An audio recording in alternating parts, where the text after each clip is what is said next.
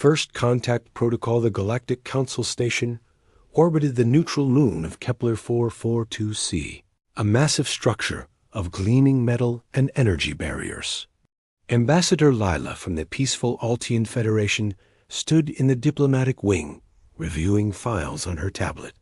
Her pale blue skin shimmered under the artificial lights, and her large violet eyes scanned data about the newest species to join the galactic community, humans.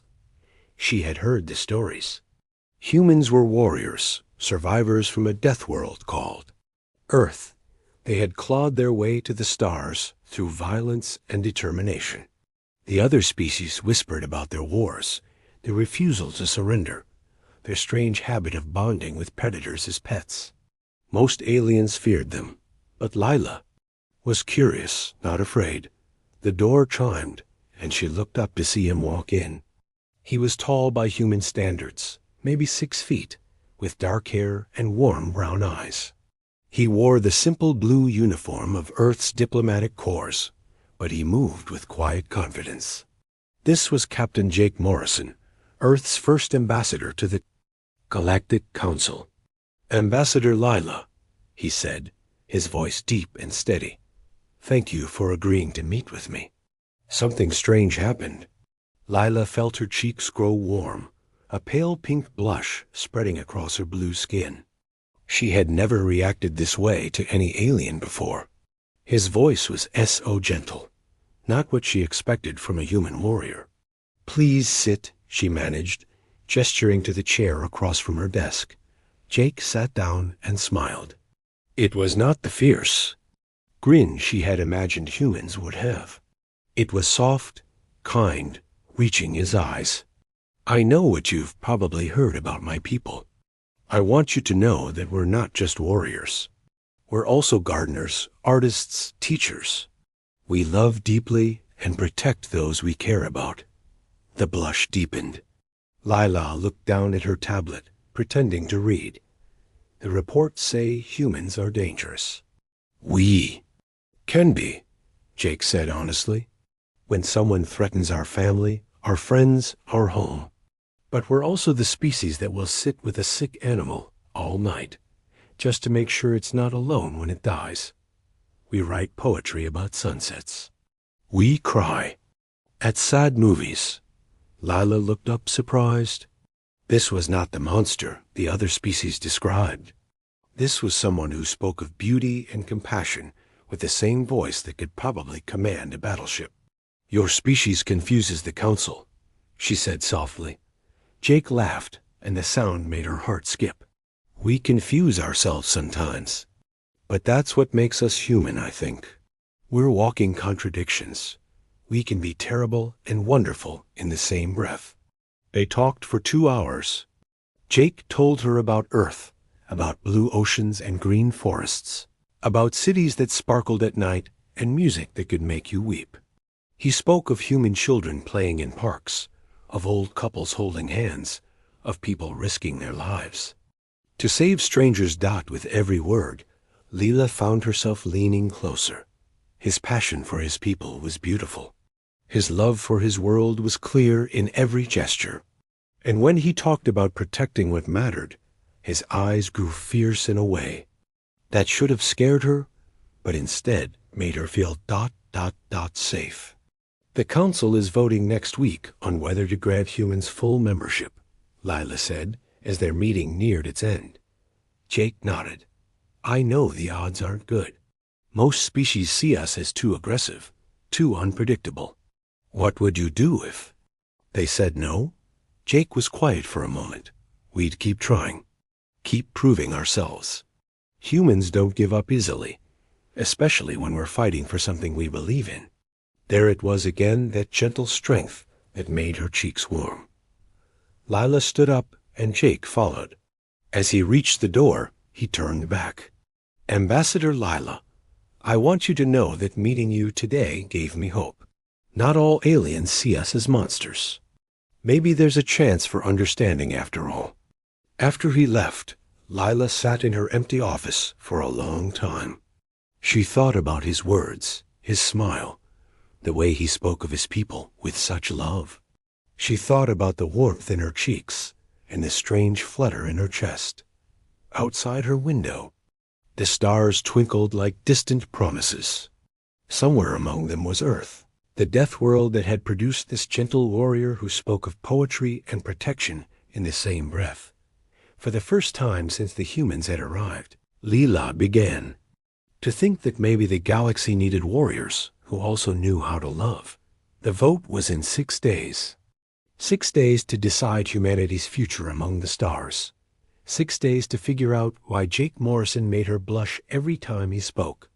The Garden of Understanding. The next morning, Leela found herself walking toward the station's observation deck earlier than usual. She told herself it was to review her notes for the council session, but deep down, she hoped to see Jake again. The large viewport showed the swirling colors of the nebula beyond, but her mind was elsewhere. Couldn't sleep either?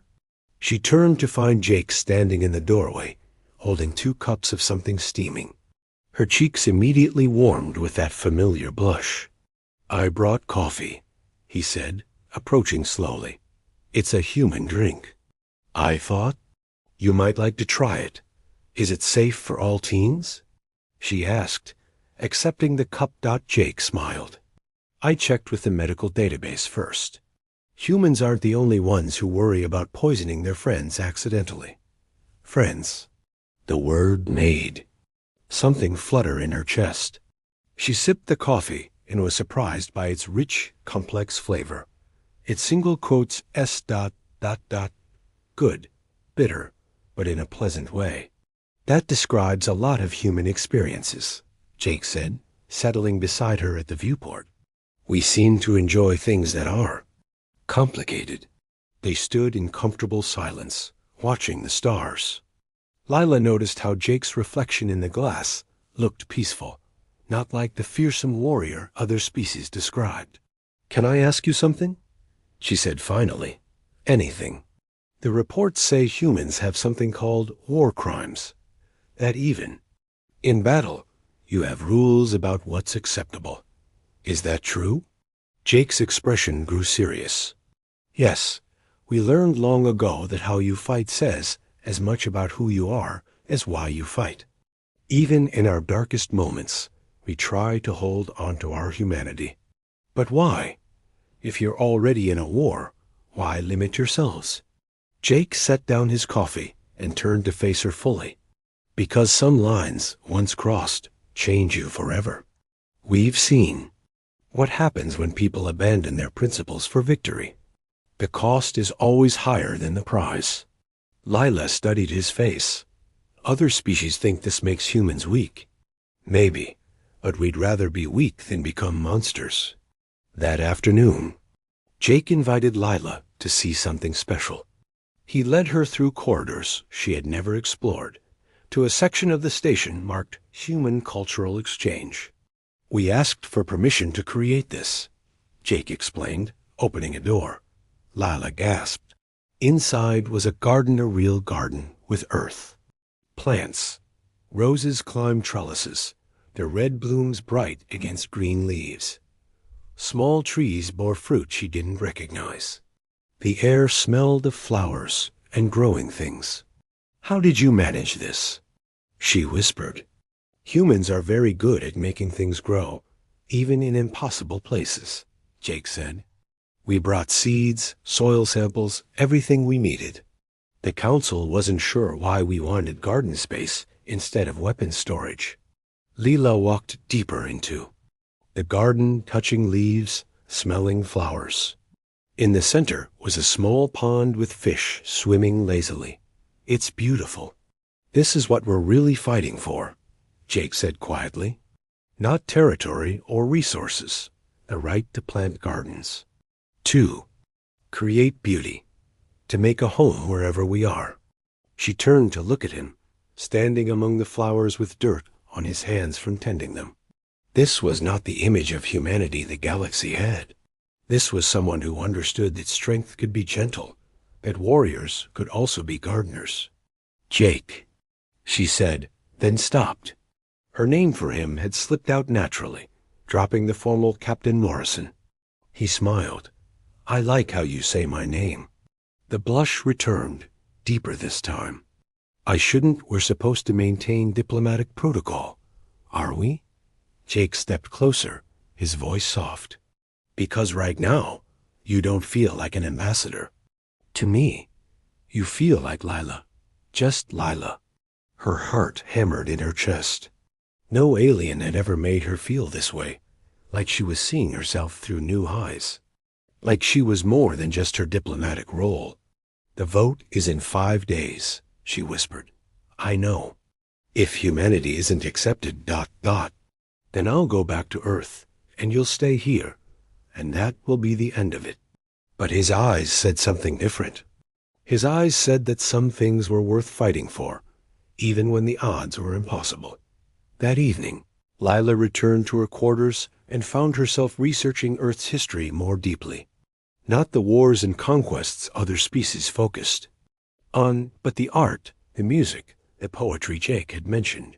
She read about humans who died protecting strangers, about their strange practice of keeping animals as beloved family members, about their ability to find hope in the darkest circumstances.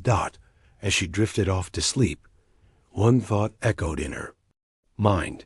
Maybe the galaxy needed to learn what humans meant by love. The weight of choices. 3 days before the vote, Layla received an urgent message. Council Leader Vex wanted to see her immediately. Her stomach knotted as she made her way to his office. Knowing this could only be about Jake. Vex was a chronon, tall and imposing with gray skin and 4 arms. His species had been among the first to join the Galactic Council, and they took their role as peacekeepers seriously. Ambassador Lila, Vex said without greeting. Sit, she sat, trying to keep her expression neutral. I'm told you've been spending considerable time with the human representative, Vex continued, his black eyes fixed on her. This concerns me.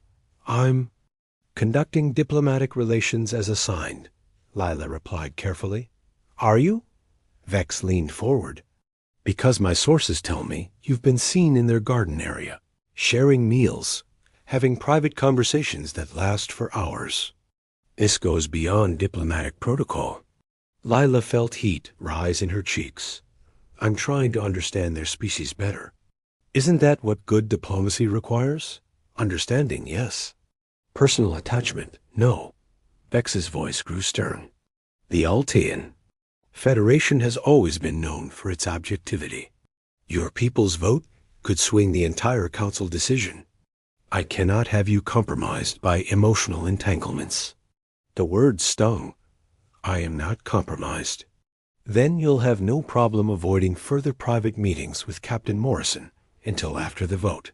It wasn't a request. Leela nodded stiffly and left the office, her mind racing. She had worked her entire career to reach this position, to represent her people with honor. But now, for the first time, her professional duty and her personal feelings were pulling in opposite directions. Evening, she sent Jake a message. Cannot meet tonight. Official business. His reply came quickly. I understand. Take care of yourself, Lila. Even in a simple text message, his consideration made her chest tight. The next day, Lila tried to focus on reviewing other council business, but her thoughts kept drifting to Jake. She wondered what he was doing, if he was tending the garden alone, if he understood why she had suddenly become distant. Her answer came during the afternoon session. She was walking past a conference room when she heard raised voices inside. Through the partially open door, she saw Jake surrounded by 5 council members from different species, all talking at once. Completely unacceptable behavior from your species. Reports of human ships massing near the border. This is exactly why we cannot trust. Jake stood in the center of the chaos, calm and steady. I understand your concerns, he said when they paused for breath. But I need you to understand something about humans. When we commit to something, we commit completely. Yes, our ships are positioned defensively. Not because we plan to attack, but because we protect what we value. And what is it you value, human? Asked Council Member Thresh, a serpentine being known for his sharp tongue. Peace, Jake said simply, but not peace at any cost. We value the right of all species to exist safely. We value the idea that strength should protect the weak, not exploit them. We value gardens growing in space stations and children playing, without fear and the chance to build something better than what came before. Pretty words, Thresh hissed. But your species has a history of violence. Yes, Jake acknowledged. We do, and we've learned from it.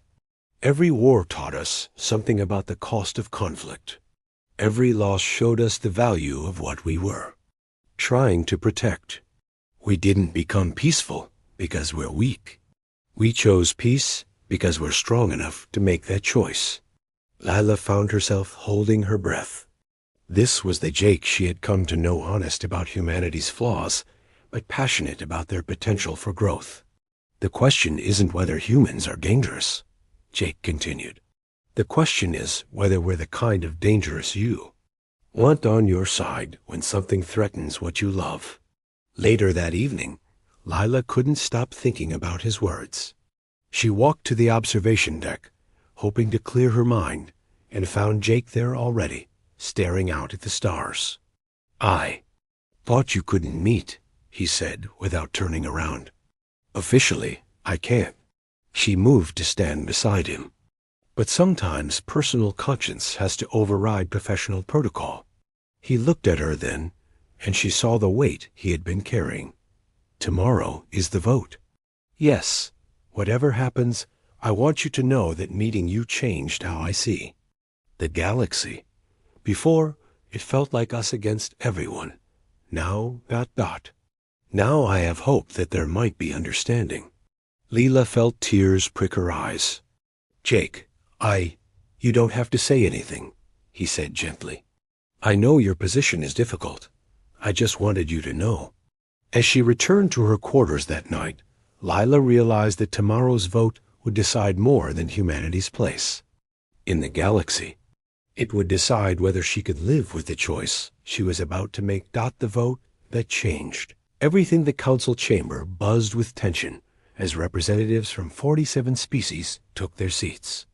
Layla sat in the Altian delegation section, her hands folded tightly in her lap. Across the chamber, Jake sat in the human observer area, calm and dignified, despite knowing his species' future hung in the balance. Council leader Vex called the session to order. We gather today to vote on Resolution 2847, full galactic council membership for the species known as humans of Earth. The formal presentations began. Speaker after speaker rose to voice their concerns. The Zephyrians cited human military expansion. The Kurtani worried about economic disruption.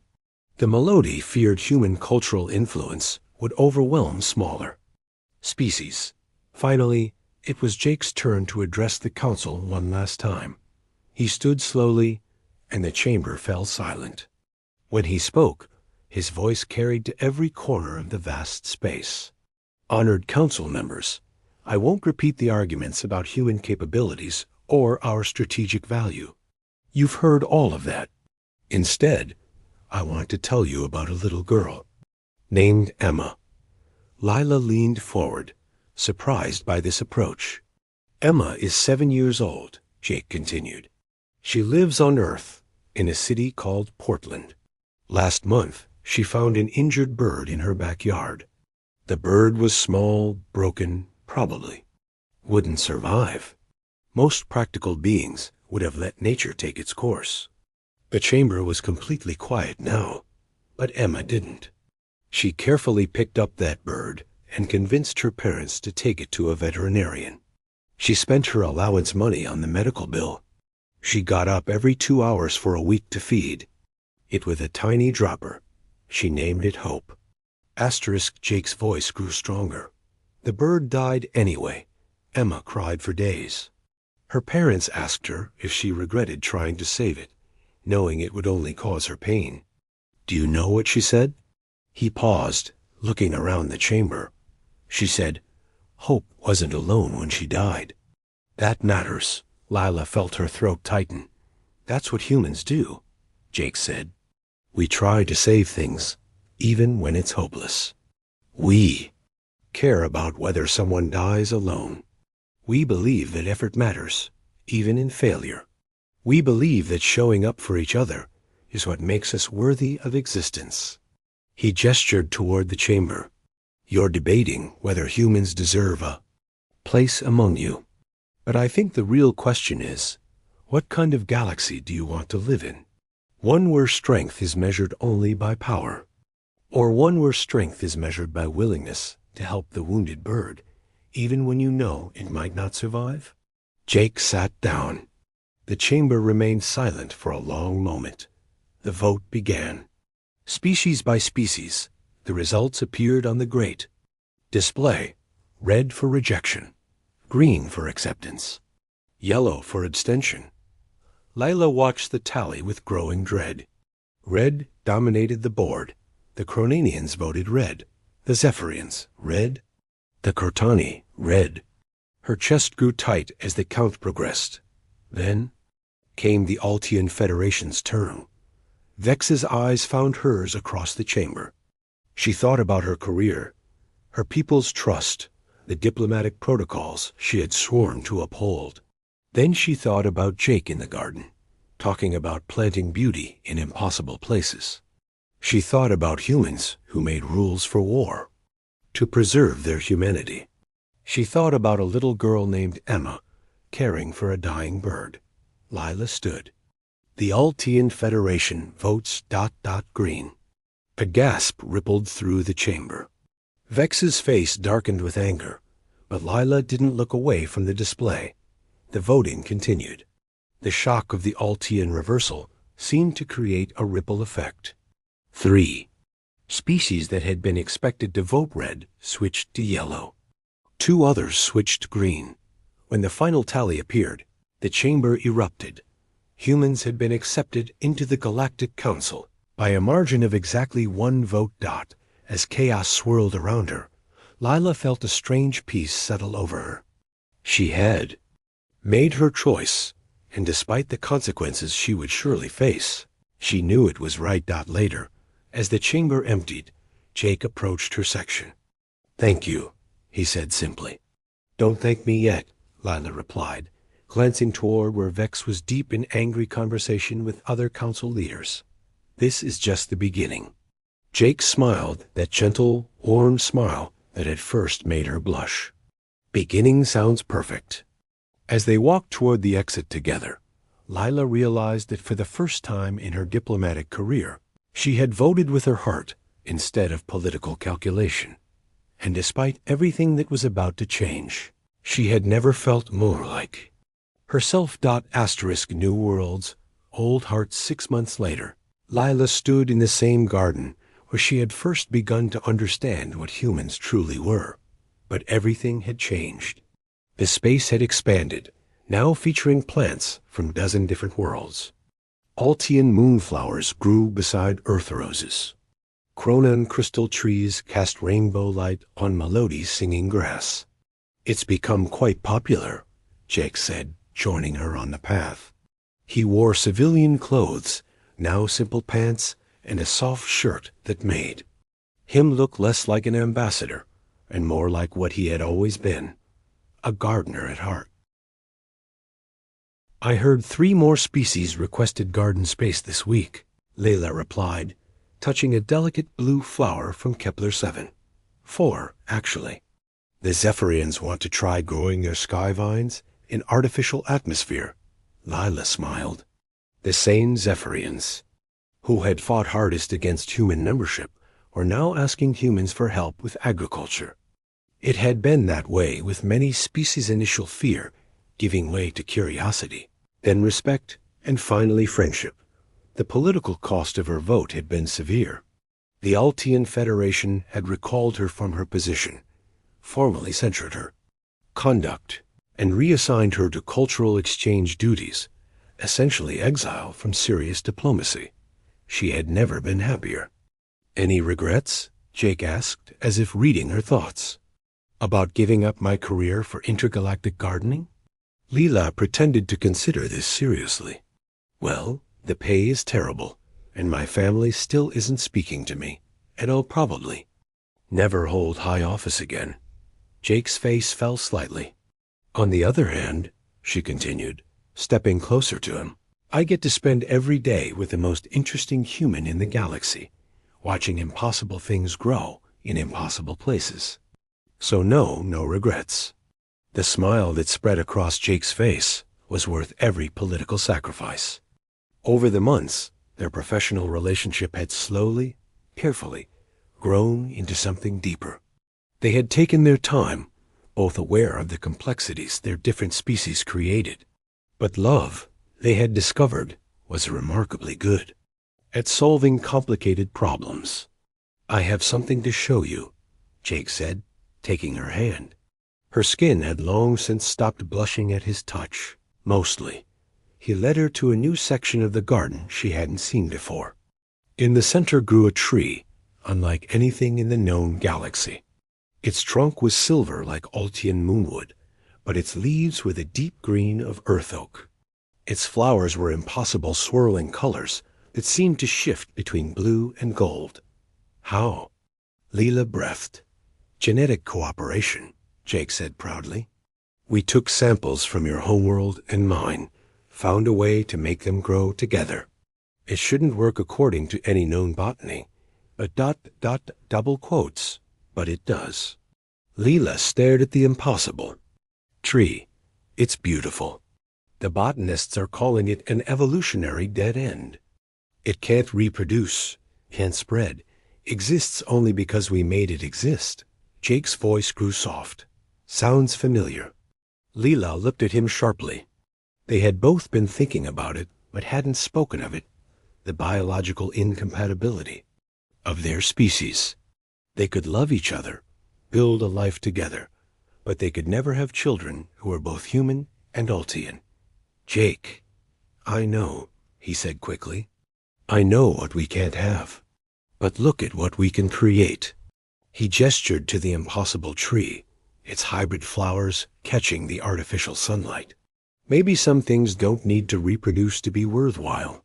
Maybe some things exist just to be beautiful, just to prove that impossible combinations can work." Tears pricked Lila's eyes. "Are you saying, I'm saying that I love you exactly as you are, exactly as we are, for however long we have? I'm saying that some bonds transcend biology." Jake reached into his pocket and pulled out a small box. "I'm saying that, if you're willing to keep making impossible things grow with me, I'd like to make it official." The ring inside was unlike anything Lila had ever seen. The band was forged from metals native to both their worlds, and the stone was a hybrid crystal that caught light like captured starlight. "Jake Morrison," she said, her voice shaking, "are you asking me to marry you in a garden full of impossible plants?" "I am. And before you answer, you should know that 3 different species have offered to host the wedding. The council has agreed to recognize the marriage as a new form of interspecies alliance, and your brother sent a message saying he's proud of you." Lila stared at him. "My brother?" "Apparently, choosing love over politics runs in the family." She looked at the ring, at Jake's hopeful face, at the impossible tree growing behind him, proof that some things could exist just because 2 different worlds decided to trust each other. "Yes," she said, and Jake's whoop of joy echoed through the garden. Later, as they sat beneath their impossible tree, Lila reflected on how far they had come. The human who had made her blush with his first gentle words was now the man she would spend her life with. The vote that had nearly destroyed her career had led her to her true calling, and somewhere in the galaxy, a little girl named Emma was probably still trying to save wounded birds, proving every day that humans were exactly what the universe needed. Gardeners of hope in impossible places. The door to their old lives had closed quietly behind them, but the door to their future stood wide open. leading to worlds they would tend together.